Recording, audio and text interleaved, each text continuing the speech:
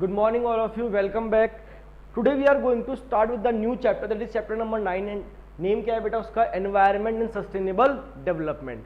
तो आज हम नया चैप्टर स्टार्ट करने वाले हैं और वो कौन सा स्टार्ट करेंगे बेटा, environment and sustainable development. Start करने से पहले मैं आपको एनवायरमेंट का मीनिंग बताना चाहूंगा। जो इसका सिंपल सा मीनिंग होता है, environment refers to the totality of planetary inheritance and totality of all the resources. सारे के सारी प्लैनेटरी इनहेरिटेंस और सारे के सारे रिसोर्सेज कहां पाए जाते हैं बेटा, एनवायरमेंट के अंदर। तो what do you mean by environment? Sir, it simply refers to the total planetary inheritance and the totality of all the resources. तो ये सब चीजें कहां मिलेगी हमें बेटा, एनवायरमेंट के अंदर। In other words, environment includes all the biotic and abiotic. Environment में सारी चीजें पाई जाती है, चाहे बेटा बायोटिक हो चाहे अबायोटिक हो। बायोटिक बोलूं तो बेटा लिविंग एलिमेंट्स, एंड अबायोटिक की बात करूं तो non living elements which influence each other. और ये दोनों के दोनों क्या करते हैं बेटा, एक दूसरे को इन्फ्लुएंस करते हैं। तो what do you mean by environment? Sir, environment refers to the total planetary inheritance and totality of all the resources. और बायोटिक और एबायोटिक दोनों चीजें कहां पाई जाती है बेटा, एनवायरमेंट के अंदर। मैं बायोटिक के कुछ एग्जांपल्स बताता हूं आपको, like bird, plants, humans, these all are living elements. तो किसके अंदर कवर करते हैं बेटा, बायोटिक के अंदर। और एबायोटिक अगर मैं बात करूं तो बेटा नॉन लिविंग एलिमेंट्स की मैं बात करूं तो एयर, वाटर एंड लैंड। ये किसके एग्जांपल्स है बेटा, एबायोटिक के। सिंपल सा टॉपिक था डेफिनेशन का। अब जो टॉपिक अपन कवर करने वाले हैं ये इंपॉर्टेंट क्वेश्चन है। क्वेश्चन क्या आता है बच्चों, what are the functions of environment. Environment के क्या क्या फंक्शंस है, इसकी बात करनी है बेटा अपन को कि सर एनवायरमेंट के क्या क्या फंक्शंस है। तो पहला फंक्शन जो हम कवर पढ़ने वाले हैं वो है बेटा, एंड इट सप्लाई रिसोर्सेज। आज बहुत सारे रिसोर्सेज हमें कहां से मिलते हैं बेटा, एनवायरमेंट से। Like would, would is also a resources. कहां पाया जाता है बेटा, एनवायरमेंट के अंदर। तो हमें जितने भी रिसोर्सेज है कहां से मिलते हैं बेटा, एनवायरमेंट से। तो पढ़ते देखो, environment provides various resources such as wood, mineral, soil etcetera, and these resources are necessary for the process of production and they are available free of cost in the environment। और ये सारे के सारे resources बहुत ही ज्यादा जरूरी है किस चीज के लिए बेटा, प्रोडक्शन करने के लिए। और ये कैसे अवेलेबल है बेटा एनवायरमेंट के अंदर, ये अवेलेबल है फ्री ऑफ कॉस्ट। तो मैंने पहला फंक्शन बताया बेटा आपको, सप्लाई रिसोर्सेज।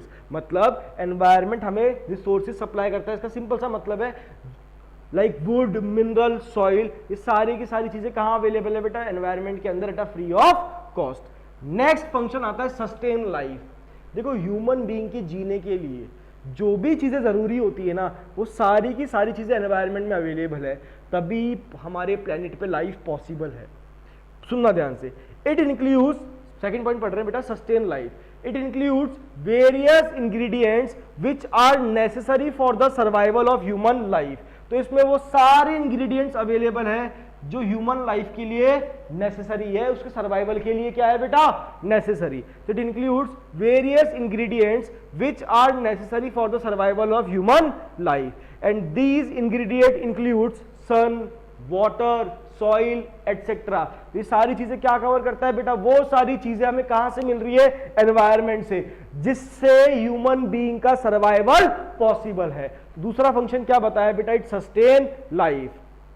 तो पहले मैंने आपको बताया बेटा environment supplies resources, it sustains life. And third function बेटा जो अपना आता है वो क्या आता है बेटा, assimilate waste. Environment assimilate waste. पता है जो भी वेस्ट होता है ना, चाहे ह्यूमन बीइंग का हो चाहे किसी और चीज का हो, वो सारा का सारा वेस्ट कौन एब्जॉर्ब कर लेता है बेटा, एनवायरमेंट।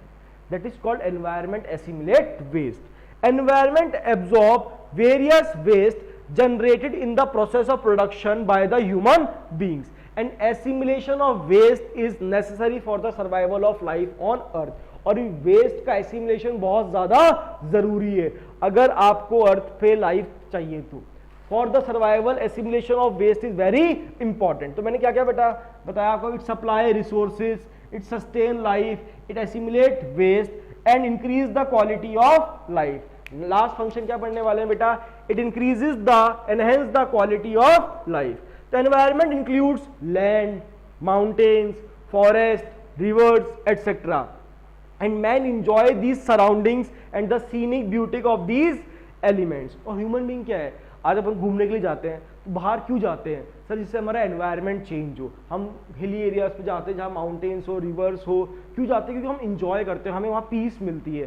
तो ये सारी की सारी जो ब्यूटी है एनवायरनमेंट की, हम लोग क्या करते हैं बेटा, इसको इंजॉय करते हैं। तो man enjoy these surroundings and the scenic beauty of these elements and such elements help in improving the quality of life. और ये किस में हेल्प करता है बेटा, हमारी क्वालिटी ऑफ लाइफ को इंप्रूव करने में हमारी हेल्प करता है। तो बेटा आज अपन ने नया चैप्टर स्टार्ट किया है, that is chapter number 9, that is environment and sustainable development. सबसे पहले मैंने आपको बताया आपका एनवायरनमेंट का मीनिंग, क्या बताया बेटा, environment refers to the total planetary inheritance and totality of all the resources.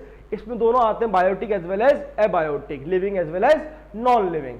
Next मैंने बताया फंक्शंस ऑफ एनवायरनमेंट, तो मैंने बताया बेटा it supply resources, it sustain life, assimilate waste and increase the quality of life. तो ये सारी की सारी चीजें अपन ने कहा पढ़ी बेटा, फंक्शंस ऑफ एनवायरनमेंट के अंदर। अब हम कुछ एक डेफिनेशंस पढ़ने वाले हैं, कंसेप्ट पढ़ने वाले हैं, जो हमारे इस चैप्टर के अंदर हमें गिवन है, उसको लेकर हम थोड़ा सा आगे की तरफ बढ़ते हैं। आई होप आपको यहां तक का पार्ट क्लियर होगा। तो पहला कंसेप्ट जो आता है वो आता है बेटा carrying capacity of environment, carrying capacity of environment. तो हम किसकी बात करने वाले हैं बेटा, पहला concept carrying capacity of environment. It refers to the capacity of environment under which it is able to perform the above function without interruption. इसका सिंपल सा मीनिंग है, जितने भी अपन ने 4 फंक्शंस पढ़े, 1 2 3 4, like supply resources, sustain life, increase the quality of life, assimilate waste, अगर कोई environment इन फंक्शंस को स्मूथली कैरी ऑन कर पा रहा है तो that is called carrying capacity of environment. सुनना ध्यान से, it refers to the capacity of environment under which it is able to perform the above functions. अगर ये अपने सारे फंक्शंस को स्मूथली कैरी ऑन कर पा रहा है without any interruption, that is called carrying capacity of environment. कि एनवायरनमेंट कैरी ऑन कर पा रहा है, इन सारे फंक्शंस को कैरी ऑन कर पा रहा है, like sustain life, supply resources, increase the quality of life, assimilate waste. And the environment is able to perform the functions till the demand for the resources lie. और जब तक demand रहेगी तब तक एनवायरनमेंट इन फंक्शंस को carry on करता रहेगा।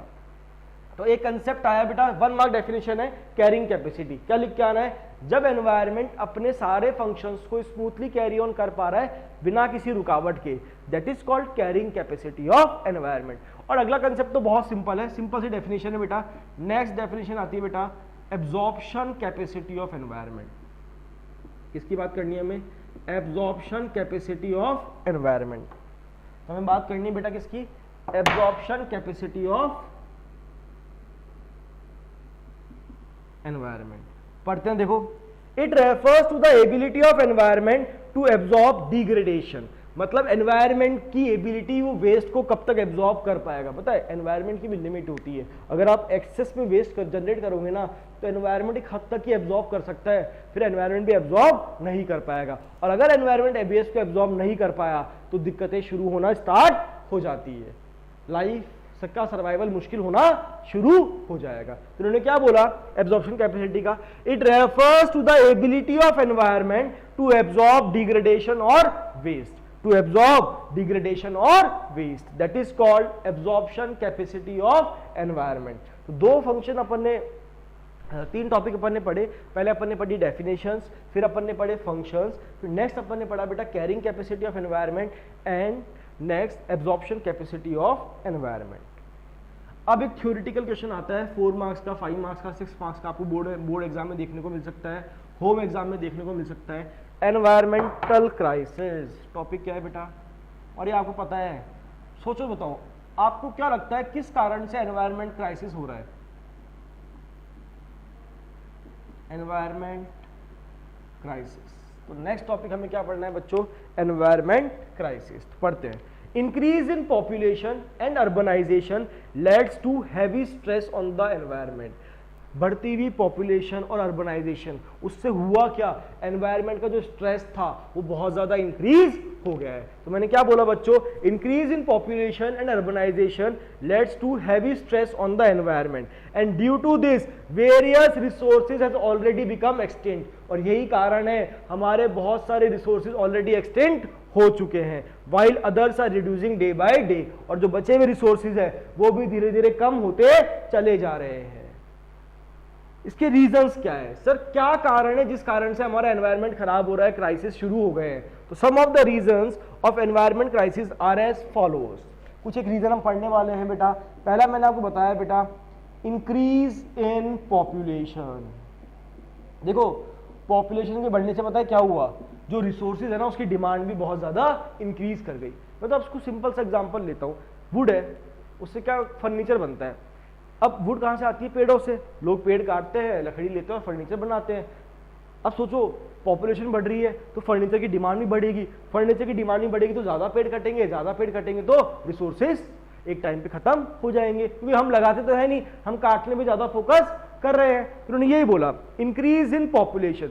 One of the most important reasons of environmental crisis is increase in population of humans and increased population demand for extra unit of resources। और सर जैसे ही population बढ़ेगी तो resources की demand भी increase होगी, which creates more amount of pressure on the environment। और जैसे ही resources की डिमांड बढ़ेगी सर environment पे pressure भी increase हो जाएगा। तो पहला रीजन क्या बताया बच्चों मैंने आपको, इंक्रीज इन पॉपुलेशन। सर जैसे ही पॉपुलेशन बढ़ेगी उससे होगा क्या, रिसोर्सेज की डिमांड भी इंक्रीज होगी, और जैसे ही रिसोर्सेज की डिमांड इंक्रीज होगी जो एनवायरनमेंट का प्रेशर है वो भी इंक्रीज हो जाएगा।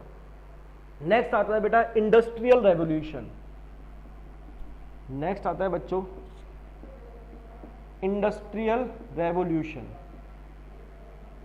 देखो इसका सिंपल सा मीनिंग होता है, हमारे 1991 के बाद एलपीजी आया था, लिबरलाइजेशन, प्राइवेटाइजेशन, ग्लोबलाइजेशन, उसमें एक इंडस्ट्रियल रेवोल्यूशन भी आया था कि गवर्नमेंट ने फोकस किया, प्राइवेट सेक्टर ने फोकस किया कि ज्यादा से इंडस्ट्री हम डेवलप कर सके। तो increase in the amount of industries increases the amount of consumption of natural resource as a raw material. और सर जैसे ही इंडस्ट्री बढ़ेगी रॉ मटेरियल की डिमांड भी इंक्रीज हो जाएगी, and it also increases the amount of waste from this industry. तो industry की बढ़ने से क्या होगा सर, जैसे इंडस्ट्रीज इंक्रीज होगी रॉ मटेरियल की डिमांड भी बढ़ेगी और वेस्ट भी बढ़ेगा।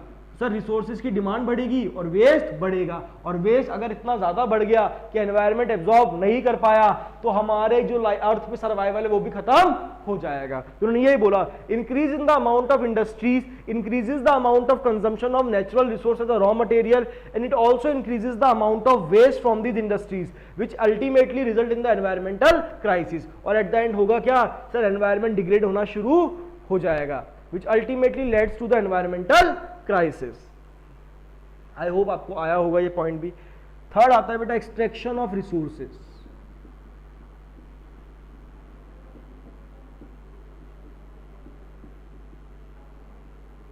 Extraction of resources, extensive and intensive extraction of both renewable and non renewable resources decreases the natural reserve of the environmental resources. अगर आप जैसे माइनिंग होती है, माइनिंग में क्या होता है, पहाड़ खोदते हैं, अगर हम जितने भी पहाड़ अवेलेबल है सबको खोद डाले तो, माइनिंग कर डाले तो एक टाइम आएगा सर सारे पहाड़ खत्म हो जाएंगे। कहने का मतलब अगर आप इंटेंसिव एक्सट्रैक्शन करोगे रिसोर्सेज की तो एक टाइम आएगा रिसोर्सेज क्या हो जाएंगे बेटा, खत्म हो जाएंगे। तो उन्होंने यही बोला, extensive and intensive extraction of both renewable and non renewable resources decreases the natural resource of the environmental resources due to which some important resources are at the point of extinction। और इसी कारण से कुछ एक हमारे जो important resources है वो खत्म होते चले जा रहे हैं। तो अपन पढ़ रहे हैं बेटा रीजंस फॉर एनवायरमेंटल क्राइसिस। तो मैंने आपको पहला बताया बेटा इंक्रीज इन पॉपुलेशन, दूसरा बताया बेटा इंडस्ट्रियल रेवोल्यूशन, नेक्स्ट पढ़ा बेटा अपन एक्सट्रैक्शन ऑफ रिसोर्सेज, नेक्स्ट आता है बेटा एफ्लुएंट कंजम्पशन।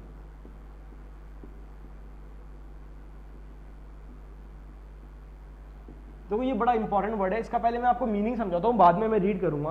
देखो आज कुछ बेसिक गुड्स होते हैं जिसकी नीड्स होती है, लाइक फूड, शेल्टर, क्लोथ, ये सब बेसिक नीड्स में काउंट होते हैं। बट पता है आजकल ट्रेंड क्या हो गया है, आजकल दिखावे का ट्रेंड हो गया है। मतलब लोग बेसिक नीड पे तो डिमांड बढ़ ही रही है, लेकिन जो लग्जरियस गुड्स है उनकी भी डिमांड इंक्रीज हो रही है।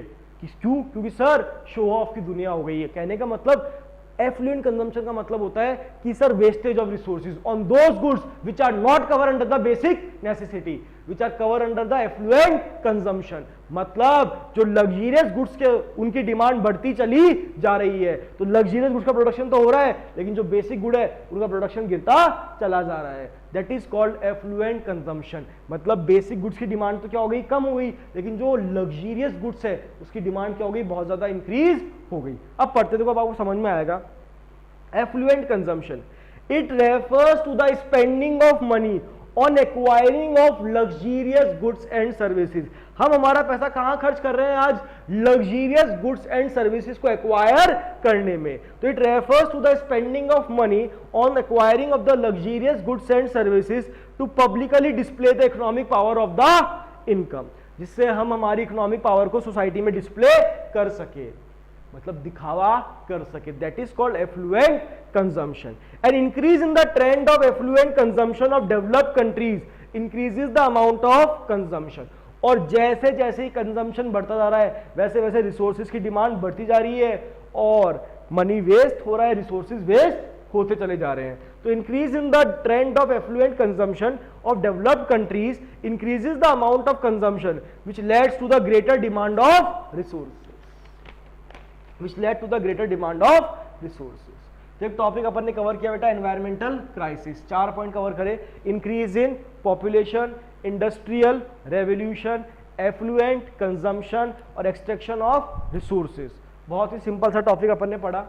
अब इससे भी सिंपल टॉपिक मैं आपको पढ़ाने वाला हूं, वो आप सभी को आता होगा और आप लोग यही बोलोगे सर क्यों पढ़ा रहे हो, ये तो हम लोगों को आता है। अभी अपन ने कवर किया बेटा कि एनवायरमेंटल क्राइसिस के कौन कौन से रीजंस है। अब हम जो पढ़ने वाले हैं नेक्स्ट टॉपिक है, बहुत ही आसान टॉपिक है, दैट इज पॉल्यूशन। और आई होप ये आप लोगों को आता होगा। सर पॉल्यूशन का मतलब क्या होता है, it refers to the adding substance to the environment, adding substance to the environment which has harmful effect. ऐसा सब्सटेंस हम एनवायरनमेंट में ऐड कर रहे हैं जिसका बहुत ही नेगेटिव इंपैक्ट है ह्यूमन लाइफ पे, जिसका बहुत ही हार्मफुल और पॉइजनस इफेक्ट है। तो pollution refers to the adding substance in the environment which has harmful और पॉइजनस इफेक्ट। अब देखो पॉल्यूशन अपन पढ़ेंगे, 4 तरह के होते हैं। सर ये तो हमें आता ही है, आप क्यों पढ़ा रहे हो, देखो दे रखा है, मेरी रिस्पॉन्सिबिलिटी है पढ़ाने की। एक आता है बेटा एयर पॉल्यूशन, एक आता है वाटर पॉल्यूशन, एक आता है नॉइज पॉल्यूशन और एक आता है लैंड पॉल्यूशन। और भी होते हैं बट अभी हम हमारे बेसिकली 4 ही दे रखे हैं। देखो एयर पॉल्यूशन का सिंपल सा मतलब होता है हवा जो होती है वो पॉल्यूट हो जाना, मतलब सांस लेने में दिक्कत हो सकती है अगर एयर पॉल्यूशन बहुत ज्यादा बढ़ गया तो हम बात करते हैं बेटा एयर पॉल्यूशन। डेफिनेशन आपको आती होगी, मैं इसकी रीजन लिख देता हूं कि किन किन कारणों से एयर पॉल्यूशन बहुत ज्यादा इंक्रीज हो रहा है सोसाइटी के अंदर। देखो मैंने पहले बोला burning of fossil fuels, burning of fossil fuels, smoke of vehicles, smoke of industries, ये सारे कुछ रीजंस है जिस कारण से एयर पॉल्यूशन बहुत ज्यादा बढ़ रहा है। तो air pollution is generally caused by the burning of fossil fuels, smoke of vehicles, smoke of industries. ये कुछ एक रीजन है जिस कारण से एयर पॉल्यूशन बहुत ज्यादा इंक्रीज हो रहा है। वाटर पॉल्यूशन का मतलब होता है जो वाटर है उसका खराब हो जाना, मतलब उसको आप ड्रिंक नहीं कर सकते। और जनरली क्या कारण है पता है इसका, जो बड़ी बड़ी इंडस्ट्रीज होती है ना, वो लोग क्या कर रहे थे, अपना जो वेस्ट है ना वो कहां फेंक रहे थे, वो लोग वाटर में, और उससे हुआ क्या, वाटर पॉल्यूट हो गया। तो देखो कुछ एक रीजन बताता हूं। Water pollution is generally caused by dumping of chemical waste of factories in the rivers. जो भी फैक्ट्रीज का केमिकल वेस्ट था वो जनरली कहां फेंका गया बेटा, रिवर्स के अंदर। और इसका बेस्ट एग्जांपल है, पता है गंगा रिवर थी अपने यहाँ पे, अभी भी है, उसके पास में बहुत बड़ी बड़ी इंडस्ट्रीज थी। तो हुआ क्या, वो लोग जनरली क्या करते थे, स्मोक भी निकलता है तो उससे क्या हो रहा था, एयर पॉल्यूशन हो रहा था, और उनका जो भी वेस्ट था वो जनरली रिवर के अंदर, रिवर साइड में, रिवर के अंदर थ्रो कर रहे थे। उससे हुआ क्या, हमारा जो गंगा रिवर का वाटर था वो पॉल्यूट हो गया। तो देखो water pollution is generally caused by dumping of chemical waste of factories in the rivers, sewerage that flows from rivers, sewerage समझते हो, और जो जनरली कहां से पास हो रहा है, रिवर्स के उधर से पास हो रहा है। तो it is another reason for the water pollution. Throwing of plastics in the ocean, हम जो भी प्लास्टिक्स पॉलीथीन वगैरह थ्रो करते हैं कहाँ पे, ओशंस के अंदर, उससे भी क्या हो रहा है बेटा, वाटर पॉल्यूट हो रहा है। तो अपन बात कर रहे हैं बेटा पॉल्यूशन की। पहले मैंने बताया आपको एयर पॉल्यूशन के बारे में, नेक्स्ट मैंने बताया आपको वाटर पॉल्यूशन के बारे में। आई होप आपको तीनों पॉइंट समझ में आ गए होंगे। और नॉइज पॉल्यूशन को तो क्या ही बोलना, सबसे पहले दिमाग में क्या आता है, सर जो तेज पी पी करते हैं, हॉर्न बजाते हैं, उसके कारण से भी क्या होता है बेटा, नॉइज पॉल्यूशन क्रिएट होता है। तो noise pollution is generally caused by sound of vehicles, aircraft noise, high volume equipments, वो डीजे म्यूजिक वगैरह जो बजाते हैं बहुत तेज तेज, it is also reason for noise pollution, industrial noise etcetera. तो कुछ एक मैंने रीजन बताया आपको बेटा नॉइज पॉल्यूशन के, क्या कहते हैं बेटा, sound of vehicles, aircraft noise, high volume equipments, industrial noise, these are the reasons which generally cause noise pollution. अब देखो लैंड पॉल्यूशन क्या होता है, लैंड का खराब हो जाना, and it is generally cause by पेड़ों को काट दिया, दैट इज कॉल्ड डिफॉरेस्टेशन। और deforestation is the reason for the land pollution. तो मैंने आपको बताया it is generally cause by deforestation, urbanization, industrialization. देखो अर्बनाइजेशन का मतलब क्या होता है, जो भी जैसे एक एरिया था फॉरेस्ट एरिया, उसको काट दिया और शहर बनाने के लिए, डेवलप करने के लिए जगह खाली करा दी गई, दैट इज कॉल्ड अर्बनाइजेशन। और हम बात करें तो इंडिपेंडेंस के बाद बहुत ज्यादा हुआ है हमारी कंट्री में क्या बेटा, अर्बनाइजेशन। तो अपन ने पॉल्यूशन पढ़ा बेटा, कौन कौन से पढ़ा, air pollution, water pollution, noise pollution और लैंड पॉल्यूशन। आई होप ये सिंपल सा टॉपिक आपको समझ आया होगा। इसका मीनिंग क्या था बेटा, adding substance to the environment which has harmful और poisonous effect on the human survival और ह्यूमन लाइफ। तो देखो आज अपन ने चैप्टर नंबर 9 स्टार्ट किया था, चैप्टर का नाम था एनवायरनमेंट एंड सस्टेनेबल डेवलपमेंट। सबसे पहले मैंने बताया आपको एनवायरनमेंट का मीनिंग क्या था बेटा, total planetary inheritance, totality of all the resources, में दोनों कवर करते हैं, बायोटिक और एबायोटिक। नेक्स्ट टॉपिक जो अपन ने इसमें पढ़ा था बेटा वो था फंक्शंस ऑफ एनवायरनमेंट। क्या क्या थे बेटा, सप्लाईज रिसोर्सेज सबसे पहले, दूसरा क्या था बेटा, सस्टेन लाइफ, तीसरा क्या था बेटा, एसिमुलेट वेस्ट, और नेक्स्ट क्या पढ़ा था बेटा, enhance the quality of life. तो ये चारों क्या पढ़े थे बेटा अपन ने, फंक्शंस ऑफ एनवायरनमेंट। फिर अपन ने दो कंसेप्ट पढ़े थे बेटा, कौन कौन से, carrying capacity of environment and absorption capacity of environment. और ये बहुत ही सिंपल मीनिंग था, अगर एनवायरनमेंट अपने सारे फंक्शंस को स्मूथली कैरी ऑन कर पा रहा है बिना किसी रुकावट के, then it is cover under carrying capacity of environment. और एब्जॉर्प्शन कैपेसिटी क्या था, एनवायरनमेंट की एबिलिटी वेस्ट को एब्जॉर्ब करने की। तो अपन ने एक पढ़ा बेटा कैरिंग कैपेसिटी और एक अपन ने पढ़ा बेटा एब्जॉर्प्शन कैपेसिटी। तो ये दोनों टॉपिक भी आपको क्लियर हुए होंगे। नेक्स्ट अपन ने पढ़ा था बेटा एनवायरमेंटल क्राइसिस और इसके कुछ एक रीजंस, और वो बहुत ही सिंपल टॉपिक था, आई होप वो तो आपको आया ही होगा। क्या क्या रीजन थे बेटा, सबसे पहला बड़ा रीजन था बेटा इंक्रीज इन पॉपुलेशन, कि सर पॉपुलेशन हमारे यहाँ बढ़ती चली जा रही है, और पॉपुलेशन के बढ़ने से हुआ क्या, रिसोर्सेज की डिमांड बढ़ गई, रिसोर्सेज की डिमांड बढ़ गई तो एनवायरमेंटल प्रेशर भी इंक्रीज हो गया। और नेक्स्ट था बेटा इंडस्ट्रियल रेवोल्यूशन, सर जैसे जैसे नंबर ऑफ इंडस्ट्रीज बढ़ी ना तो हमारे यहाँ natural resources as a raw material की डिमांड भी इंक्रीज हो गई। तो ये कुछ एक रीजन अपन ने पढ़े। फिर अपन ने नेक्स्ट पढ़ा था बेटा एक्सट्रैक्शन ऑफ रिसोर्सेज, कि सर एक्सटेंसिव और इंटेंसिव एक्सट्रैक्शन जब हम करते हैं ना तो इसका प्रेशर किस पे पड़ता है बेटा, एनवायरनमेंट के ऊपर बहुत ज्यादा इंक्रीज हो जाता है। और लास्ट पढ़ा था फिर अपन ने एफ्लुएंट कंजम्पशन। और फिर नेक्स्ट टॉपिक पढ़ा बेटा अपन ने पॉल्यूशन, कौन कौन से, air, water, noise and land. तो आई होप आपको यहां तक का पार्ट क्लियर होगा। जहां तक का पार्ट पढ़ना पीडीएफ में से मांग लेना, मैं सेंड कर दूंगा। नेक्स्ट क्लास में हम लोग इसके आगे का टॉपिक कवर करेंगे। तब तक के लिए thank you all of you, bye bye, have a good day. Next class में मिलते हैं बच्चों।